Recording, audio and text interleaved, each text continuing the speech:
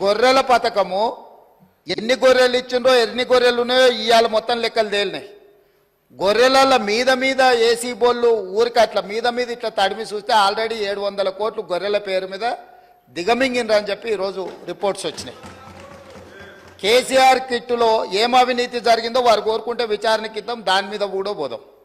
ఇదే కాకుండా గొప్ప పథకం అని చెప్పిన బతుకమ్మ చీరలలో జరిగిన అవినీతి మీద కూడా బతుకమ్మ చీరలు చేనేత కార్మికులకు పని కల్పిస్తున్నాం అని చెప్పి సూరత్ వెళ్ళి కిలోల కింద చీరలు తీసుకొచ్చి ఆడబిడ్డల్ని మభ్య పెడితే ఆడబిడ్డలే బయటకు వచ్చి తగులబెట్టిర్రు.